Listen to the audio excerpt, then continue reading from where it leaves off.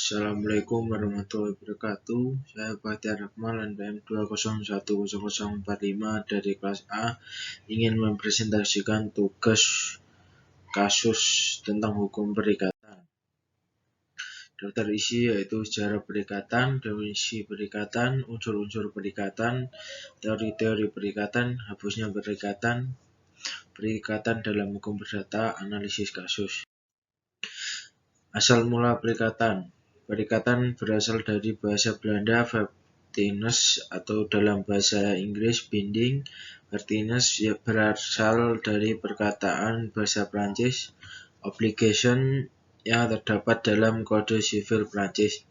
Yang selanjutnya merupakan terjemahan dari obligation yang mendapat dalam hukum Romawi Corpus Juris Civil. Menurut para ahli Huffman, perikatan atau verbintenis adalah suatu hubungan antara sejumlah terbatas subjek-subjek hukum. Sehubungan dengan itu, seseorang mengakibatkan dirinya untuk bersikap menurut cara-cara tertentu terhadap pihak yang lain yang berhak atas sikap demikian itu. Subukti perjanjian atas peristiwa di mana satu pihak melakukan perjanjian kepada pihak yang lain untuk melaksanakan atau sesuatu hal tertentu. Unsur-unsur perikatan, hubungan hukum, hubungan yang melekatkan hak pada satu pihak dan melekatkan kewajiban pada pihak lainnya. Pihak-pihak hukum. Hubungan hukum itu harus terjadi antara dua orang atau lebih. Pihak berhak untuk atas presentasi atau adalah kreditur yang berpiutang dan pihak yang wajib memenuhi prestasi adalah debitur. Debitur dan kreditur disebut subjek perikatan. Kreditur tidak perlu dikenal, artinya pergantian kreditur dapat terjadi secara sepihak tanpa bantuan debitur.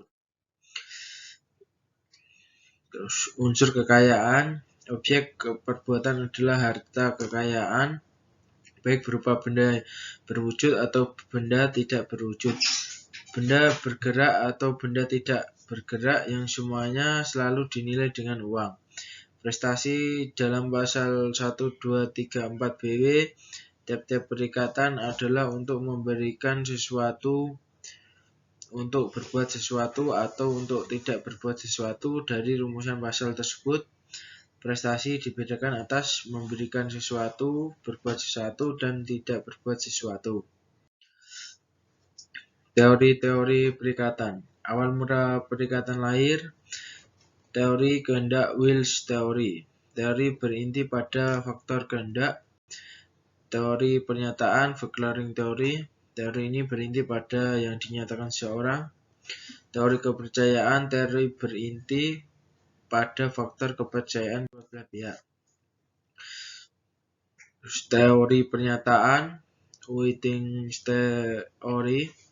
Saat terjadinya perjanjian adalah pada saat setelah dikeluarnya pernyataan tentang penerimaan suatu penawaran.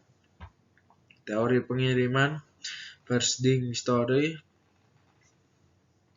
Saat terjadinya perjanjian adalah pada saat pengiriman jawaban akseptasi sehingga orang mempunyai pegangan relatif pasti mengenai saat terjadinya perjanjian. Teori pengetahuan Vernaming's Theory.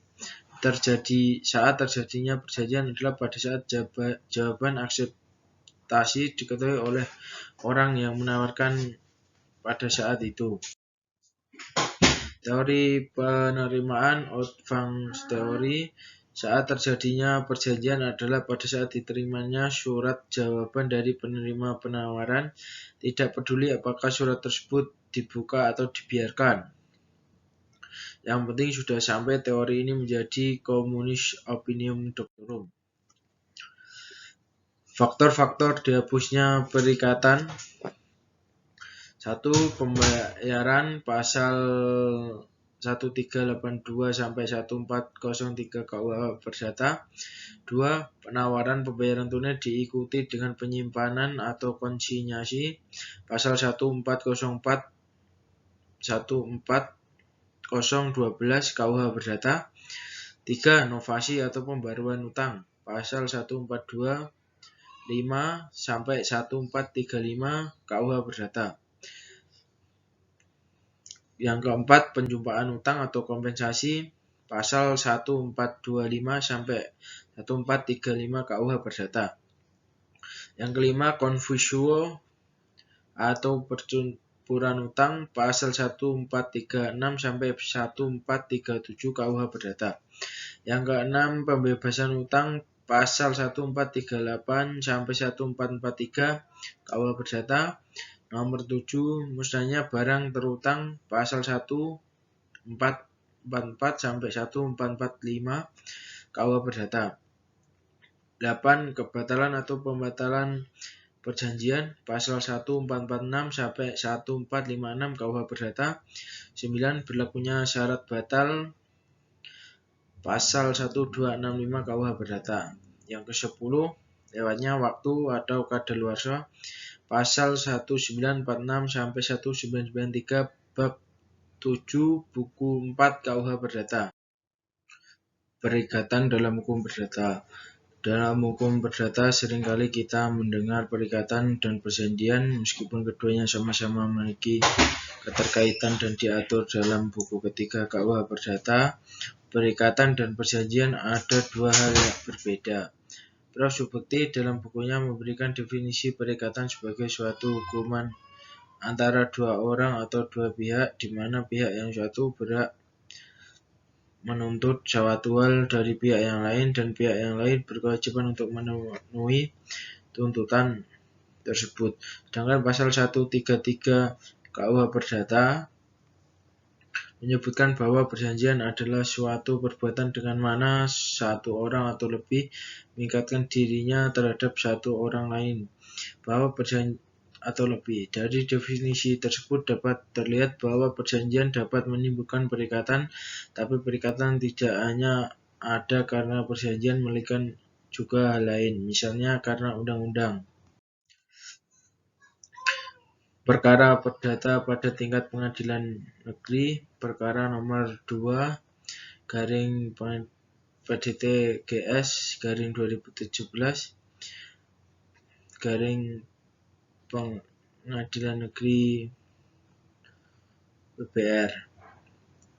Identitas objek putusan dan hakim yang memutus. Perkara nomor perkara 2 garing PDT GS garing 2017 garing pengadilan negeri PBR. Pengadilan tempat putusan ditetapkan Pengadilan Negeri Semarang. Tanggal putusan ditetapkan 23 Mei 2019. Susunan Majelis Hakim: Andi Risa Jaya sebagai ketua, Puji Widodo anggota, Andi Astara anggota. Uraian kasus. Pada tanggal 29 Desember 2017, PT Bank Rakyat Indonesia Persero Tbk Kantor Cabang Bangli memberikan pinjaman kredit Kopedas kepada Inyoman Sareng dan Ni Ketut Ratep sebesar 200 juta dengan jangka waktu 12 bulan dengan bunga sebesar 242.541.000. Untuk menjaminkan pinjamannya, Inyoman dan Ni Ketut Ratep memberikan agunan berupa tanah dan bank nomor 974 yang terletak di Banjar Tiangan Desa, Kelurahan Selunglung, Kecamatan Kintamani, Kabupaten Bangli atas nama Ibu. Dalam perjanjian, ketika pinjaman tidak dibayar pada waktu yang telah ditetapkan, maka PT Bank Rakyat Indonesia Kantor Cabang Bali berhak untuk menjual seluruh agunan. Terus PT Bank Rakyat Indonesia Tbk Kantor Cabang Bali telah melakukan penagihan kepada Inyoman Sareng dan Ketut Ratep secara rutin, baik dengan langsung ke tempat domisili Nyoman Sareng dan Ketut Ratep.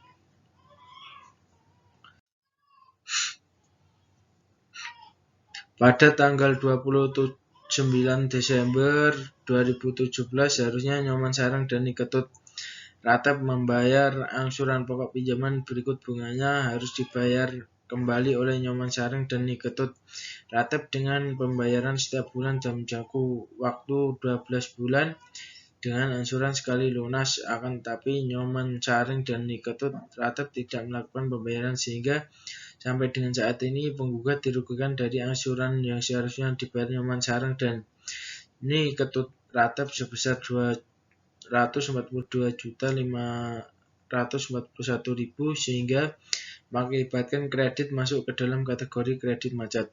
Dengan menunggaknya angsuran Nyoman Sareng dan Ketut Ratep tersebut mengakibatkan penggugat harus membuku biaya cadangan aktiva produk. Penggugat dirugikan dari membuku biaya ini sebesar 242.541.000. Dokumen surat bukti penggugat: 1. Fotokopi tanda penduduk Nyoman Sareng Ketut Ratep, Ketut Puji, dan Madegedok yang diberi tanda P1. 2. Fotokopi surat pengakuan hutang. 3. Fotokopi surat pengakuan hutang. 4. Fotokopi kwitansi pinjaman jumlah 200 juta. 5. Fotokopi surat pernyataan penyerahan agungan atas nama Ibu Ji. 6. Fotokopi surat kuasa menjual agunan. 7. Fotokopi surat persetujuan menjaminkan tanah antara Ibu Ji, Madegedok, dan Nyoman Sareng. 8. Fotokopi surat peringatan somasi. 9. Fotokopi surat peringatan kedua. 10. Fotokopi surat peringatan ketiga. 11. Sertifikat. 12. Fotokopi payoff detail atas nama Nyoman Sareng. 13. Fotokopi rekening koran atas nama Nyoman Sareng. Pihak tergugat tidak memberikan dokumen surat bukti. Pertimbangan hukum hakim. Pertimbangan tersebut di atas, para penggugat telah dinyatakan melakukan perbuatan prestasi atau ingkar janji, dan terhadap hutang tersebut para penggugat memberikan jaminan berupa sebidang tanah dengan sertifikat hak milik nomor 974 atas nama penghak Ibu Ji, dan di dalam surat pengakuan hutang pasal 8 menyatakan bagaimana pinjaman tidak dibayar lunas pada waktu yang ditetapkan, maka bank berhak untuk menjual seluruh agunan sehubungan dengan pinjaman ini baik secara di bawah tangan maupun di muka umum. Maka berdasarkan pertimbangan tersebut di atas petitum angka 4 dikabulkan dengan perbaikan dana. Seluruh uraian pertimbangan tersebut di atas, majelis hakim berpendapat gugatan penggugat dapat dikabulkan seluruhnya karena gugatan pokok penggugat dikabulkan untuk seluruhnya dalam hal mana para penggugat berada pihak yang kalah. Maka mengingat ketentuan pasal 192 RBG, sudah sepatutnya para tergugat dihukum dan membayar segalanya yang timbul dalam perkara yang jumlahnya akan disebutkan dalam amar keputusan tersebut. Mengingat dan memperhatikan ketentuan-ketentuan Resetglement Buit Ingeswasen Peraturan Mahkamah Agung Republik Indonesia Nomor 4 Tahun 2019 tentang perubahan atas Peraturan Mahkamah Agung Nomor 2 Tahun 2015 tentang cara penyelesaian gugatan sederhana pada pasal 138 sampai 1320 KUH Perdata. Amar putusan. 1. Senior mengabulkan gugatan penggugat untuk seluruhnya. 2. Menyatakan demi hukum bahwa tergugat 1 dan 2 telah melakukan perbuatan prestasi kepada penggugat.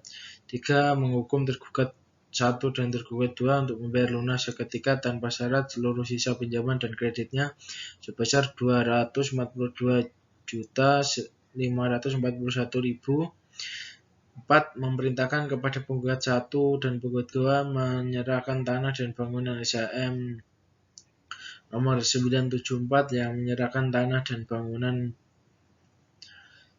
yang terletak di Banjar Tiangan, Desa Kelurahan Selulung, Kecamatan Kintamani, Kabupaten Bangli atas nama Ibu Ji tersebut. 5. Menghukum para penggugat secara adil dan membayar biaya perkara sebesar Rp150.000. Hapusnya perikatan kasus. Dari analisis kasus Nyoman Sareng dan Ketut Ratep terbukti melakukan ingkar janji wan prestasi dan perbuatan melawan hukum dengan tidak adanya ikat baik dan telah melewati tenggat waktu yang ditentukan sehingga pihak penggugat dan merasa dirugikan, maka dari pihak Nyoman Sareng dan Ketut Ratep dituntut atas wan prestasi terhadap pihak Nyoman Sareng dan Ketut Ratep. Kesimpulan, dalam sistem hukum civil law, bidang kajian hukum perikatan menempatkan hukum kontrak dan hukum perbuatan melawan hukum menjadi satu kesatuan pada kategori umum, yakni hukum perikatan. Dalam hukum perdata seringkali kita mendengar kata perikatan dan perjanjian. Meskipun keduanya sama-sama memiliki keterkaitan dan diatur dalam buku ketiga KUH Perdata, perikatan dan perjanjian adalah dua hal yang berbeda. Buku 3 KUH Perdata tidak memberikan suatu rumusan dari perikatan, akan tetapi menurut ilmu pengetahuan hukum, dianut rumus bahwa perikatan adalah hubungan yang terjadi antara dua orang atau lebih yang terletak di dalam harta kekayaan, di mana pihak yang satu berhak atas prestasi dan pihak yang satu memenuhi prestasi tersebut. Sekian presentasi dari saya. Apabila ada salah-salah kata, mohon maaf yang sebesar-besarnya.